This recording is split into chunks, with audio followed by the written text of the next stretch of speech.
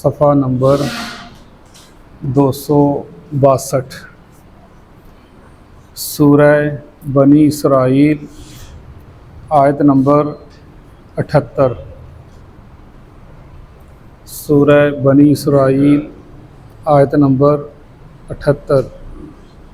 नहमदुहु व नुसल्ली अला रसूलिहिल करीम अम्मा बाद फ़ाऊज़ु बिल्लाहि मिनश शैतानिर रजीम बिस्मिल्लाहिर्रहमानिर्रहीम। आकिमिस्सला, कायम कीजिए नमाज को, लिदुलूकी शम्स, सूरज के ढलने से, इला गसकिल लैल, रात के अंधेरे तक, रात के छा जाने तक, रात के अंधेरे तक। व कुरआन अल फजर, और कुरान का पढ़ना फजर में। इन्ना, बेशक, कुरान अल फजरी, कुरान का पढ़ना फजर में, काना, है, मशहूदा, हाज़िर किया गया। व मिनल लैली, और रात से या रात के कुछ हिस्से में, फ़तहज्जद बिही, पस आप जागिए, बिही साथ इसके, नाफिलतल लका, ज़ायद है आपके लिए, नफल है या ज़ायद है आपके लिए। असा, करीब है, ऐं यब आसा का, के फ़ाइज़ कर दे आपको, रब्बू का, आपका रब, मकाम महमूदा, मुकाम महमूद में। वकुर रब्बी, और कह दीजिए रब्बी, ए मेरे रब, अदखिलनी, मुझको दाखिल कर दे, मुदखला, दाखिल करना, सिद्किन, सच्चाई के साथ, वाखरिजनी, और मुझको निकालना, मुखरजा, निकालना, सिद्किन, सच्चाई के साथ। वजअली, और बना दे मेरे लिए, मिन लदुन का, अपने पास से, सुल्ताना, ज़ोर, गलबा, नसीरा, मदद करने वाला।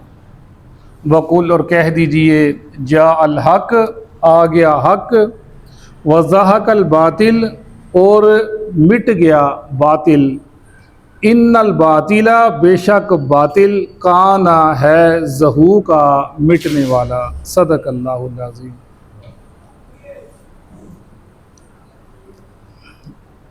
अक़िमिस्सलाता लिदुलूकी शम्सी इला गसकिल लैली व कुरआनल फज्र, और कायम कीजिए नमाज को, सूरज के ढलने से लेकर रात के छा जाने तक।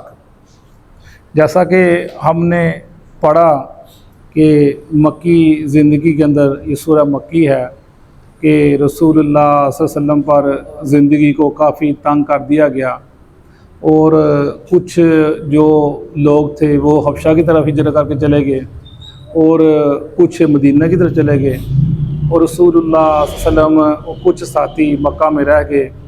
तो अल्लाह ताला ने उनको इस चीज़ की तलकीन की कि इन मुश्किल हालात में आपने नमाज के साथ अल्लाह की मदद तलब करनी है। तो पीछे हमने पढ़ा था ना, इस्ताईनु बिस्सब्रि वस्सलाह, कि अल्लाह की मदद हासिल करो नमाज सब्र के साथ। तो आपको ये तलकीन की गई कि आपने नमाज और सब्र के साथ अल्लाह से मदद हासिल करनी है। तो मैं अक़िमिस्सलाता, कि आप नमाज को कायम कीजिए, यानी हर वक्त नमाज की हालत में रहने का ज़िक्र किया गया।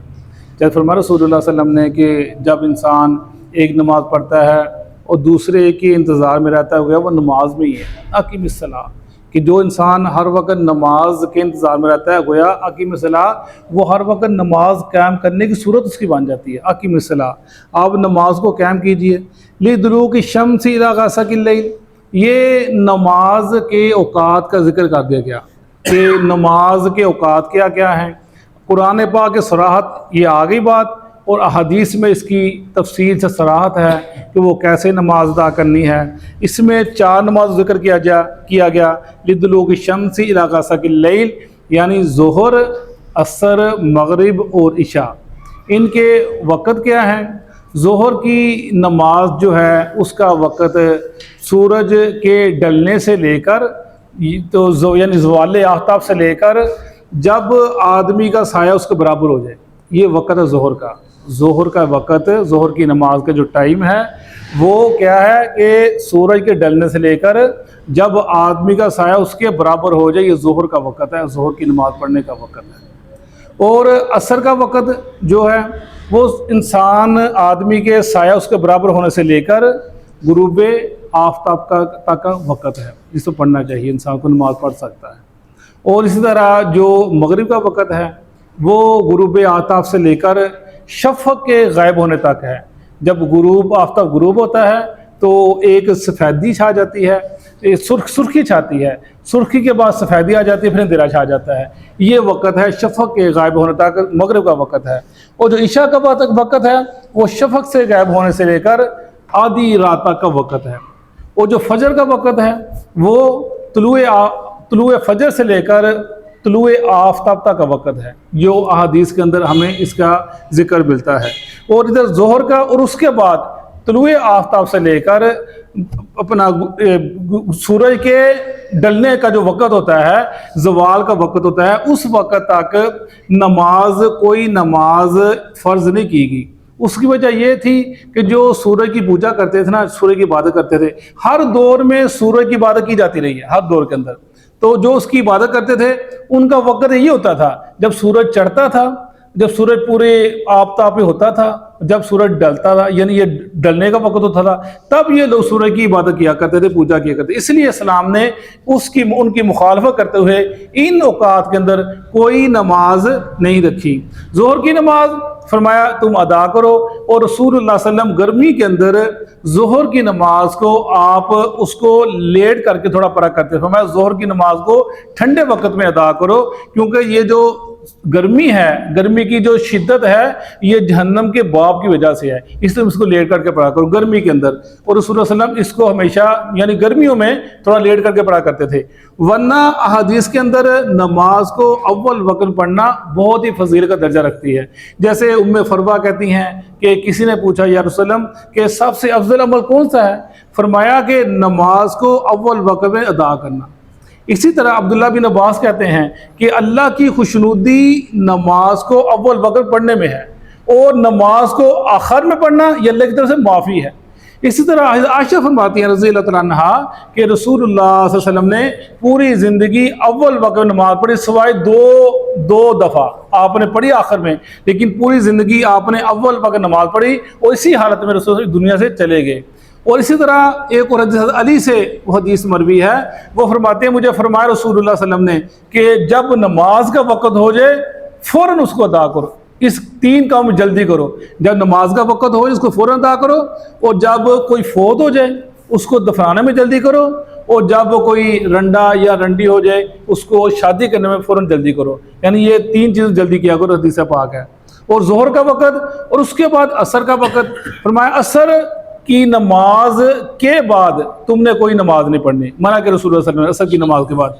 जिसकी नमाज रह जाए असर की, फरमाया जिसने मगरब गुरूब आफ्ताब से पहले 1 रकत पा ली, उसने अपनी नमाज को पा लिया।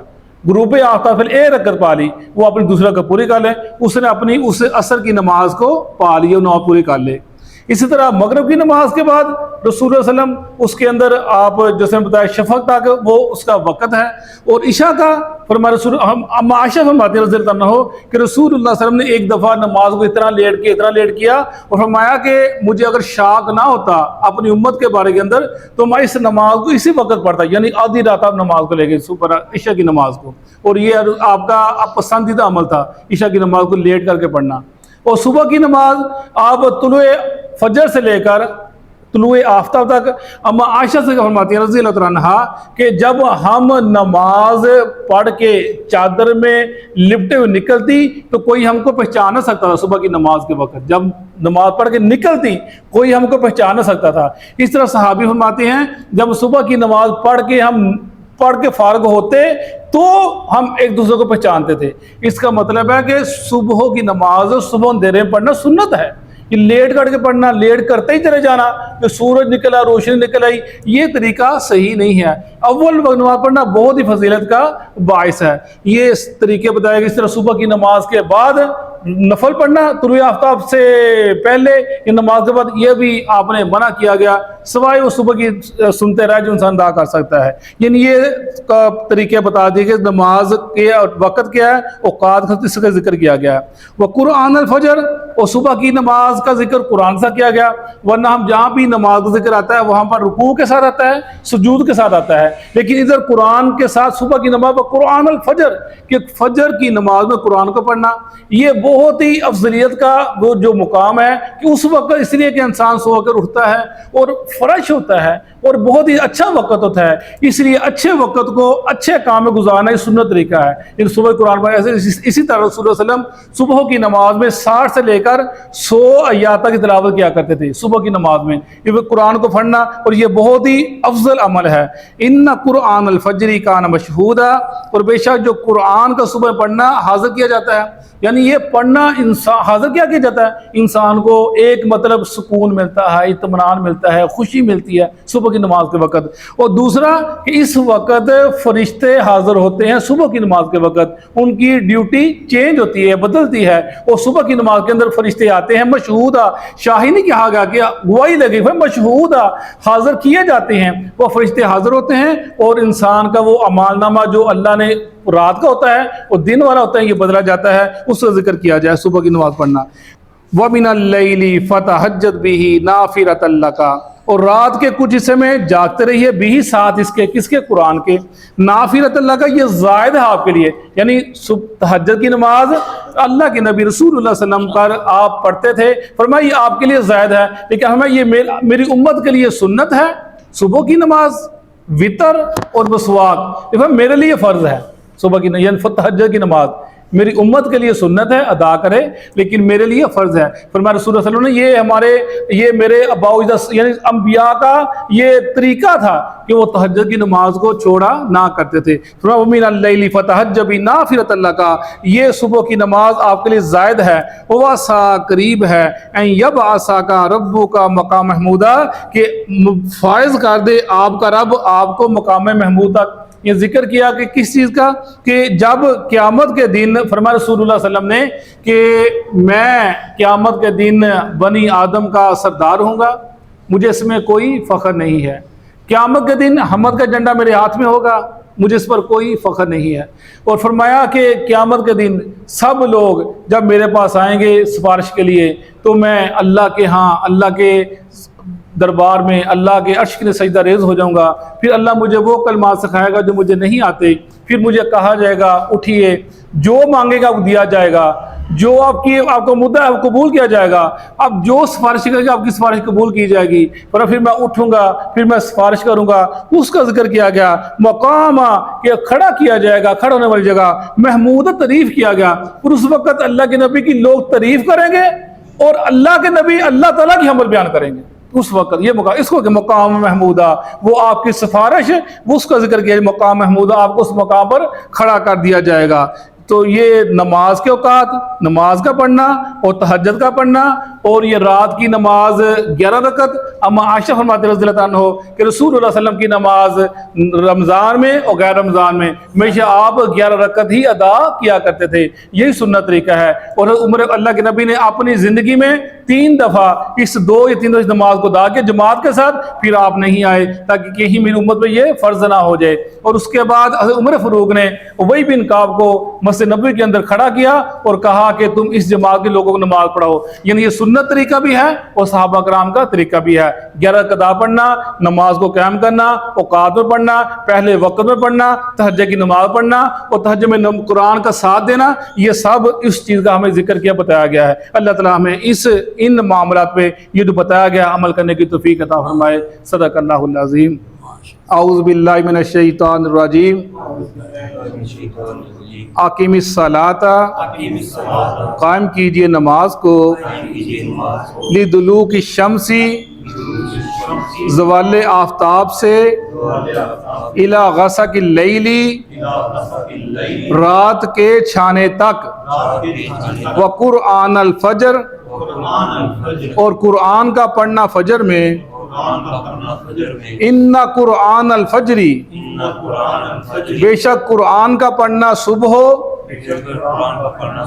काना है मशहूदा हाजिर किया गया व मिनल लैली और रात में फतहज्जद भी जागिए साथ इसके नाफिला तल्लका जायद है आपके लिए असा करीब है यब आसा का के फायज कर दे आपको रब्बू का आपका रब मुकाम महमूदा मुकाम महमूद में।